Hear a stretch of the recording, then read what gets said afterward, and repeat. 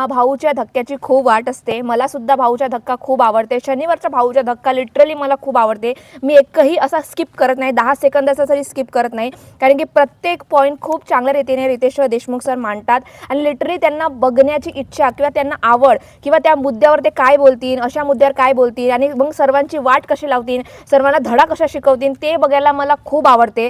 आणि आपल्याला माहिती आहे की आज ज्या प्रकारे या वीकमध्ये ज्या प्रकारे राकेश आणि विशालची फाईट झालेली होती, त्यावरून आपल्याला सर्वांना माहीत होतं की भाऊच्या धक्क्यावर काहीतरी निर्णय लागणार, भाऊच्या धक्क्यामध्ये विशाल बाहेर जाऊ शकते, भाऊच्या धक्क्यामध्ये काहीतरी होऊ शकते किंवा विशालला खूप मोठी शिक्षा होऊ शकते किंवा घराच्या बाहेर सुद्धा जाऊ शकते. परंतु आजच्या भाऊचा धक्का सुरू झाला आणि मी त्याच वाटेनं अशी वाट बघत होती की आता विशाल गेला कामातून, आता विशाल गेला कामातून, आता विशाल घराच्या बाहेर जाणार म्हणजे जाणारच.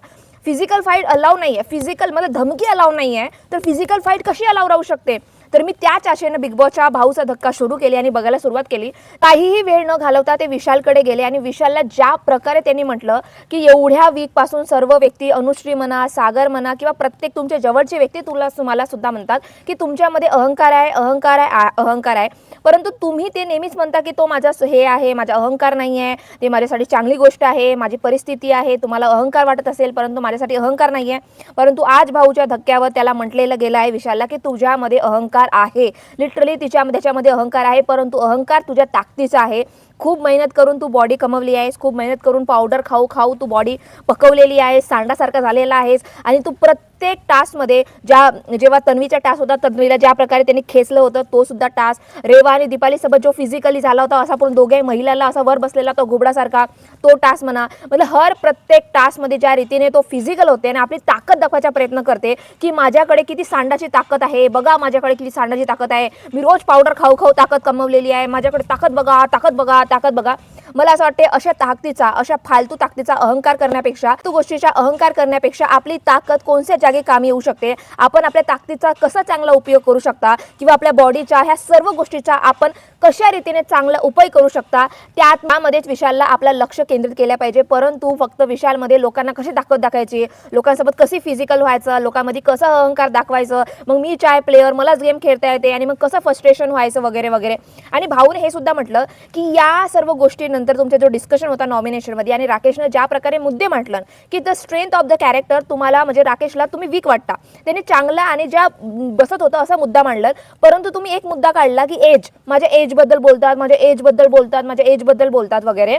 भाऊच्या धक्क्यावर भाऊ म्हणतात की एज हे काही पर्सनल गोष्ट नाही आहे, एज मतलब एक नॉर्मल चीज आहे आणि चला एज हे पर्सनल गोष्टीमध्ये येते सुद्धा, तर तुम्ही सुद्धा एज बद्दल बोलले गेले आहे. आणि भाऊने जे गोष्ट केलं ना मला खूप आवडली, ती म्हणजे क्लिप दाखवलं, डायरेक्ट तोंडावर क्लिप दाखवलं, ज्या प्रकारे अनुश्री आणि विशाल बसलेले होते आणि तन्वीबद्दल कॉमेंट केली होती की 25 वर्षाची नाही वाटत ग, 30 वर्षाची असेल. जेव्हा राकेश बापट आणि रेवाबद्दलच्या एजबद्दल डिस्कशन होता की राकेश 48चा आहे आणि रेवा 28ची आहे, 20 वर्षाचा फरक आहे, तेव्हा सुद्धा विशालने त्याच्याबद्दल एज वगैरे काढलं. तर विशाल जेव्हा एजच्या वेळा बाऊल करते की माझ्या एजबद्दल बोललं गेलं, माझ्या एजबद्दल बोललं गेलं, माझ्या एजबद्दल बोललं गेलं, तर तू सुद्धा दुसऱ्या कंटेस्टंटच्या एजबद्दल बोलते, पर्सनल गोष्टी बोलते, अजून काय काय बोललायस ते तरी सांगू शकत नाही, तेव्हा कुठं जाते. मतलब हा एक अत्यंत फालतू मुद्दा होता आणि ह्या सर्व गोष्टीमधूनच तुझ्यामध्ये अग्रेशन आला, तुझ्यामध्ये गुस्सा आला, मग तुझ्यामध्ये अहंकार आला आणि मग त्या अहंकारामध्ये तू डुबून गेलास आणि म्हटलास की तुझा डिवोर्स झालेला आहे, तुझे अफेअर्स आहेत, हा आहेत.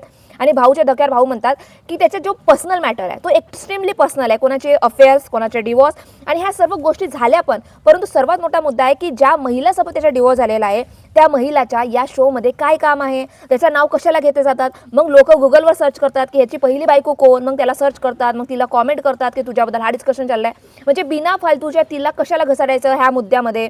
मतलब लिटरली भाऊने ज्या प्रकारे विशालला केलं ना कट्टू फाईट की हा तुझ्यामध्ये अहंकार आहे, तुझ्यामध्ये अँगर इश्यू आहेस, काहीही मुद्दा नव्हता, काहीही गोष्टी नव्हत्या, तरीही तू त्याच्या अंगावर चढून गेलास, काहीही असं खूप काही मोठी गोष्ट झाली नाही, हे कंट्रोल करण्यासारखी गोष्ट होती. आतापर्यंत एवढ्या साऱ्या गोष्टी झाल्या, तुमचा अहंकार, तुमच्या जो गुस्सा ना, अँगर इश्यू सर्व कंट्रोलमध्ये होता. यावेळेस सुद्धा तुम्हाला कंट्रोलमध्ये राहायला पाहिजे होतं, कारण की राकेशने असं काहीच इन्स्टिगेट वेनं तुम्हाला बोललं गेलं नव्हतं, परंतु तुम्ही स्वतःच इन्स्टिगेट झाला. मग भाऊ म्हणतात की या सर्व गोष्टीमुळे ना महाराष्ट्राला धक्का लागलेला आहे आणि तुमचा गेम तुम्ही स्वतःच्या पायावर कुलाल मानून खाली खेचलेला आहे आणि ट्रॉफीला सुद्धा धक्का लागलेला आहे.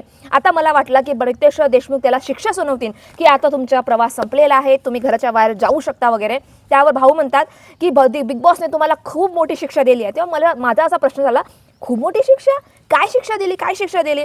तेव्हा भाऊ म्हणतात की तुम्हाला बिग बॉसने खूप मोठी शिक्षा दिली आहे की तुम्ही अख्खा सीझनभर नॉमिनेट आहात. आता सीझन संपायला एकच हप्ता राहिला, तो बी फायनल. तिथं काही नॉमिनेशनचा देणं देणं. आता दुसरी गोष्ट, कॅप्टन बनू शकत नाही. पुढच्या वीकपासून कोणी कॅप्टन बनू शकणार नाही आहे. फायनलच आले आहेत. तिसरी शिक्षा, तुम्ही फिनाले ऑफ तिकीटमध्ये खेळू शकत नाही. त्यात काय लेणं देणं आहे? मतलब त्याच्यामध्ये खूप मोठी शिक्षा आहे. त्यावर भाऊ म्हणतात की ही सर्वात मोठी शिक्षा आहे. तेव्हा मला असं वाटलं की वा वा वा, म्हणजे एखादा प्लेअर बिग बॉस हाऊसमध्येच आहे, बिग बॉसमध्ये खाते, बिग बॉसमध्ये पिते, बिग बॉसमध्ये वावरत आहे, इकडे सर्व आहे, परंतु बिग बॉसमध्ये तो टास्क खेळू शकत नाही, हे त्याच्यासाठी खूप मोठी शिक्षा आहे. तेव्हा मला असं झालं की सिरियसली ही खूप मोठी शिक्षा आहे. ह्याच्यापेक्षा शिक्षा ही बरी आहे ना की त्याला खेळता येत नाही आहे टास्क, तो काही परफॉर्म करू शकत नाही, तो काही करू शकत नाही. ते काम करा ना, त्याला घराच्या बाहेर काढा. सर्वात मोठा नियम त्या व्यक्तीने तोडलेला आहे. सर्वात मोठा नियम म्हणजे बिग बॉसच्या हाऊसमध्ये फिजिकल तुम्ही होऊ शकत नाही, आणि हा सर्व होऊन सुद्धा तुम्ही त्याला हाऊसमध्ये ठेवत आहात आणि तुम्ही भाऊच्या धक्क्यावर हे म्हणत आहात की सर्वात मोठी शिक्षा आहे की तू एकही गेम खेळू शकत नाही. वा. तेव्हा मला असं झालं. तेव्हा विशाल सुद्धा म्हणते की, विशाल कसा म्हणते की हो मी प्लेयर आहे, मला खेळायला आवडते, मला हा करायला आवडते, परंतु मी खेळू शकणार नाही, माझ्यासाठी खूप मोठी शिक्षा आहे. परंतु मला एक गोष्ट सांगू तुम्हाला एक गोष्ट.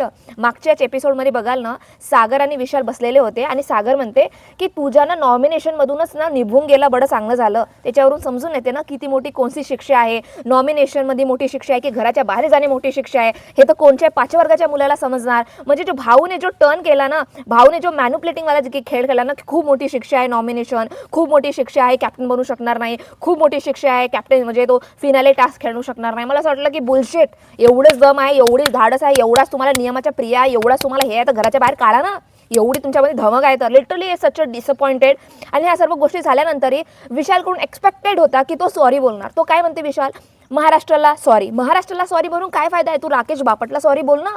तू राकेश बापटच्या पर्सनल गोष्टीबद्दल बोललास, त्याच्या डिवोर्सबद्दल बोललास, त्याच्या अफेअरबद्दल बोललास, त्याला मारहाण केलीस, त्या व्यक्तीला सॉरी बोल ना. त्याला बोलायला तुझ्या आत्तामध्ये, म्हणजे ह्याच्यावरून पूर्ण समजून येते की विशालमध्ये आत्ता सुद्धा अहंकार आहे. कारण की अहंकार नसता, प्रामाणिक असता, माणुसकी असती, तर किती मोठा अहंकारी असला, कितीही मोठा काही व्यक्ती असला, कितीही काही इगो असला ना, तरीही रात्री ना आपला असं असते की यार नाही यार, मी ते चूक केली गोष्ट नाही, मला तसं करायला नव्हतं पाहिजे, नाही यार ते चुकीची गोष्ट आहे, मला नाही करायला पाहिजे होतं. तेव्हा आपण स्वतःहून आपण त्या व्यक्तीकडे जाता आणि आपण अहंकार काही गोष्टी न बघता आपली चूक आहे म्हणून त्या व्यक्तीला आपण सॉरी बोलता.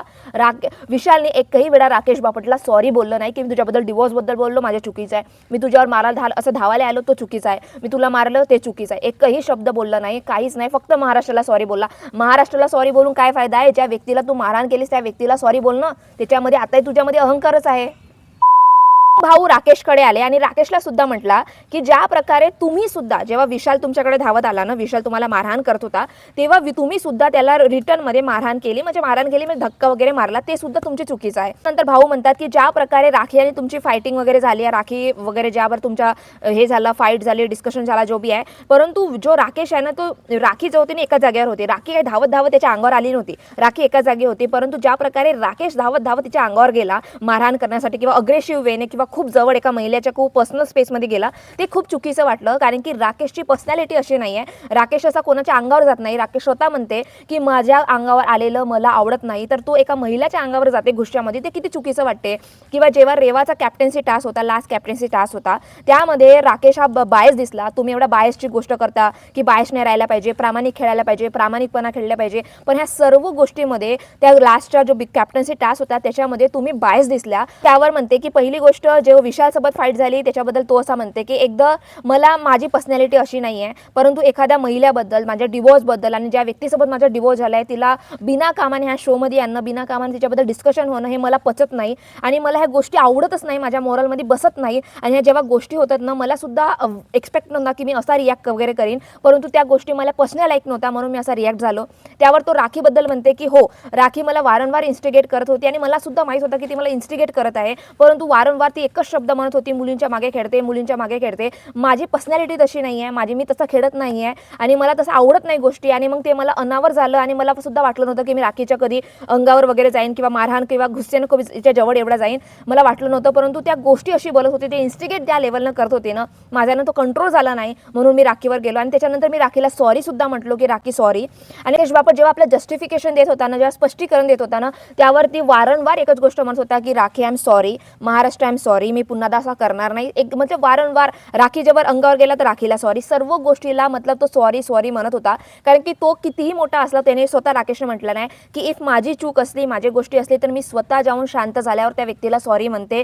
कारण अशा रीतीने विशाल आणि राकेशचा मुद्दा संपला आणि मला वाटलं की विशाल घराच्या बाहेर जाणार, मला वाटलं विशालचं काहीतरी होणार, मला वाटलं विशाल हा कराल तो कराल तो कराल, माझे स्वप्न असे चूर चूर चूर झाले. फक्त बिग बॉसचे जे नियम असतात, फिजिकल होऊ शकत नाही, फायटिंग करू शकत नाही, हा नाही करू शकत, अंगावर हात उचलू शकत नाही, ते फक्त स्पेसिफिक लोकांसाठीच असते. दिव्या शिंदेने ज्या प्रीतीने धमकी दिली आणि पुढच्या दिवशी ते तलवार घेऊन त्यांना मारणारच होती, मारहाण करणार होती, म्हणून तिला घाबरून घराच्या बाहेर काढलं आणि विशाल फिजिकल झाला, मारहाण केली तरी त्याला फक्त एकच काम केलं की तू घरामध्ये राहा, काही गेम नको खेळूस, फक्त खा पी आराम कर आणि मग फायनलमध्ये टॉप 2 मध्ये येऊन जा, फक्त एवढ्याच. आणि त्याला खूप मोठी शिक्षा भेटली. वा वा वा. सर्व गोष्टी झाल्यानंतर भाऊ सर्वात मोठ्या मुद्द्यावर आले, तो म्हणजे होता अनुश्रीचा मुद्दा. अनुश्रीचा जो मुद्दा चालू आहे, अनुश्रीचा जो फालतूपणा चालू आहे, अनुश्रीचा जो माज चाललेला आहे, अनुश्रीचा जो उद्धटपणा चाललेला आहे, अनुश्रीच्या ज्या सर्व गोष्टी चाललेल्या आहेत त्याच्यावर भाऊने खूप चांगल्या रीतीने म्हटलं की अनुश्री, तुमच्यामध्ये ओव्हर कॉन्फिडन्स आलेला आहे, तुमच्यामध्ये ॲरोगन्स आलेला आहे, तुमच्यामध्ये उद्धटपणा आलेला आहे. आता ज्या रीतीने प्रत्येक भाऊच्या धक्क्याला तुम्हाला मी नेहमी म्हणते की तुम्ही इंडिव्हिज्युअल प्लेयर आहात, तुम्ही इंडिव्हिज्युअल प्लेयर आहात, तुम्ही इंडिव्हिज्युअल प्लेयर आहात. तुमचे मतं म्हणा, तुमचा स्टँड म्हणा, तुमच्या स्वतःच्या जो विशाल असं त्याच्या अपोजिट जाणं म्हणा किंवा सर्व गोष्टीमध्ये तुम्ही ठीक आहात. आणि नेहमी नेहमी भाऊच्या धक्क्यावर भाऊ अनुश्रीबद्दल नेहमी फीडबॅक देतात, नेहमी चांगले बोलतात की ती इंडिव्हिज्युअल प्लेयर आहे, ती गेम चांगला खेळते तर खेळते, म्हणजे सर्व गोष्टी तिच्याबद्दल चांगले बोलतात.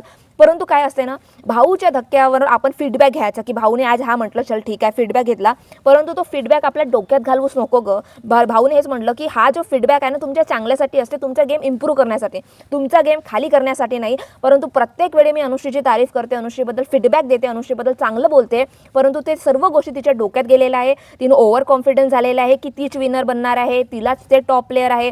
ज्या प्रकारे भाऊने एक्झाम्पल सुद्धा दिला की तिच्या मते विशाल तन्वी हे इंडिव्हिज्युअल प्लेयर आहेत आणि राखी इंडिव्हिज्युअल प्लेयर आहेत, तेव्हा भाऊ म्हणतात की एवढे दोघंच इंडिव्हिज्युअल प्लेयर आहे, तन्वी आणि विशाल आणि राखी, आणि हे खूप चांगले खेळत आहे. तर मला सांगा दीपाली कशी काय सेफ आहे? ते चांगली प्लेयर नाही आहे, ती वीक प्लेयर आहे असून ते सेफ आहे नॉमिनेशनमध्ये. रेवा हे वीक प्लेयर आहे तर मग ती कॅप्टन बनली शेवटची, तर मग कशी काय वीक आहे वगैरे म्हणून आजूबाजूला बघा कोणी वीक नाही आहे, कोणी वीक नाही आहे, कारण की प्रत्येक व्यक्ती हे जे बसलेले आहेत ते प्रत्येक स्ट्रॉंग व्यक्ती आहेत. म्हणून हा अहंकार किंवा ॲरोगन्स आपल्या डोक्यामध्ये घालून नको ठेवूस की फक्त तन्वी स्ट्रॉंग प्लेयर आहे, इंडिव्हिज्युअल आहे, विशाल स्ट्रॉंग प्लेयर आहे, मी स्ट्रॉंग प्लेयर आहे आणि बाकीचे सर्व नल्ले आहेत किंवा लल्लू आहेत किंवा काहीच करत नाही आहेत किंवा काही होत नाही आहे त्यांना, असा बिलकुल नाही आहे. दीपाली सेफ आहे, रेवा चांगली खेळत आहे, सागर दादा बी चांगला खेळत आहे. तू स्वतःकडे बघ. आणि ज्या रीतीने भाऊने तिला म्हटलं की तुझ्यामध्ये जो स्टार्टिंगच्या वेळेस होता ना की ॲरोगन्स की मी हा काम करत नाही, मला भांडी घासता येत नाही, मला हा करता येत नाही, मला तो करता येत नाही, त्यावर अनुश्री सुद्धा हे म्हणते की नाही मी भांडी करता येत नाही अशी नाही म्हटलं, मला भांडी घासता येतच नाही मी असं म्हटलं. त्यावर रितेश देशमुख म्हणतात ओके ठीक आहे, एक गोष्ट मला सांग, भांडी घासणे काय रॉकेट बनवायचं आहे? भांडी घासणे काही तुला स्पेसशिपमध्ये काहीतरी पाठवायचं आहे? भांडे घासणे म्हणजे काही सायंटिफिक आहे? भांडे घासण्यामध्ये काय मॅथमॅटिक्स आहे? काही डेरिव्हेटिव्ह, काही इंटिग्रेशन काहीतरी सॉल्व्ह करायचं आहे? बायोलॉजीचा काही प्रॅक्टिकल म्हणा, थेरी म्हणा, फिजिक्सचा काही डायनॅमिक्स सॉल्व्ह करायचे आहेत, थेरम सॉल्व्ह करायचे आहेत, काहीतरी असं केमिस्ट्रीचे फॉर्म्युले, रिॲक्शन, कॅथोड ॲनोड हे वगैरे सॉल्व्ह वगैरे करायचे आहेत, काही असं वेगळं करायचं आहे जे आपल्या दिनचर्यामध्ये येत नाही, जे आपण कधीच शिकलो नाही किंवा कधीच काही आपण अंगीकारलो नाही, अशा गोष्टी काही करायच्या आहे. भांडी घासणं हे ती काही वेगळं रॉकेट सायन्स लागते का? भांडी आता मला सपोज मी भांडी घासत नाही, परंतु आपण लहानपणापासून आपल्या आईला भांडी घासून बघतो ना की आई कशी भांडे घासते, कसे घालायचं कसे घासायचं नाही, ह्या सर्व गोष्टी आपण बघतो. ह्याच्यामध्ये काही खूप डोका लागत नाही, आपल्याला माहिती आहे की खरकटा घ्यायचं, घासायचं, असं करायचं, धुवायचं आणि हळूहळू माणूस शिकते. तर हे मी गोष्टी करत नाही. तुम्ही घरी काय करता ना, आपल्या घरी काय करता, आपल्या बिग बॉसच्या हाऊसच्या बाहेर तुम्ही काय करता ते काही लेणं देणं नाही आहे. तुम्ही बिग बॉसच्या हाऊसमध्ये आला तर प्रत्येक व्यक्तीचं काम आहे की इथं काम करणे. आणि एक गोष्ट की भांडी घासायला राखोड सांगायला लागत नाही, भांडी घासणे म्हणजे काय नॉर्मल आहे. रितेश देशमुख स्वतः म्हणतात की इफ मला कोणी म्हटलं की हा कर तो कर, म्हणजे फिजिक्सचा थेरम सॉल्व्ह कर, हा सॉल्व्ह कर, तर मला सुद्धा येणार नाही, कारण की मी त्या गोष्टीमध्ये कधी पडलोच नाही. परंतु एखादा व्यक्ती मला म्हणाल की इथून झाडू मार, तर मला माहिती आहे, मी आपल्या आईला झाडू बघितला आहे, झाडू कशी मारतात, किंवा आपण खूप वेळा बघितलं की आपल्या घरचे कामं कसे करतात वगैरे, तर आपल्याला त्या सहज रीतीने येते, तिथे एक्स्ट्रा डोका लावायची गरज पडत नाही. परंतु तुझ्यामधला जो अहंकार आहे ना, तुझ्यामधला जो गर्विष्ठपणा आहे, गर्वाचे घर खाली, की मला कामं जमत नाही, मला भांडी घासता येत नाही, मला हा घेत नाही, मला येत नाही, जो ॲरोगन्स आहे जो पहिल्या वीकमध्ये होता ना, तोच या वीकमध्ये दिसत आहे. आणि पहिल्या वीकमध्ये तुम्ही वाईट दिसत होता, पहिल्या वीकमध्ये तुम्ही चांगले दिसत नव्हता आणि लवकर जवळ फिनाले आला आहे आणि तुम्ही ह्या गोष्टी वारंवार करू ह्या खोटारड्या गोष्टी बोलू तुम्ही आपला गेम अजून खालचा करता आणि तुमचा गेमची नासाडी करता आणि तुम्हाला वाटते की तुम्ही स्ट्रॉंग प्लेअर आहात, तुम्ही चांगले गेम खेळता, तर तुमचा गेम लिटरली वीक झालेला आहे. कारण की ज्या प्रकारे अहंकार आणि ओव्हर कॉन्फिडन्स आणि ॲरोगन्स तुमच्यामध्ये भरलेला आहे ना, हा कोणालाही महाराष्ट्राला बघायला आवडत नाही. ज्या प्रकारे भाऊच्या धक्क्यावर भाऊने सर्व गोष्टी मांडला ना, मला खूप आवडला. सागरची तारीफ केला, रेवाची तारीफ केला, रेवा कॅप्टन झाली, सागरने ज्या प्रकारे गेम खेळला तिची तारीफ केला, म्हणजे टास्कबद्दल बोललं गेलं, ह्या सर्व गोष्टीबद्दल डिस्कशन झाला. परंतु मेन टॉपिक्स हे होते. तुम्हाला काय वाटते? मला तरी वाटत होतं की विशाल जाईल यार, लिटरली मला वाटत होतं विशाल जाईल म्हणून, परंतु गेला नाही. परंतु तुम्हाला ह्या सर्व गोष्टीबद्दल तुमचे काय मत आहे आणि उद्या घराच्या बाहेर कोण जाणार किंवा कोण गेल्या पाहिजे किंवा कोण नाही गेल्या पाहिजे, ह्या सर्व गोष्टीबद्दल प्लीज मला तुम्ही कॉमेंट सेक्शनमध्ये सांगा. तुम्हाला माझा व्हिडिओ आवडला असेल तर please please please please please subscribe to my channel.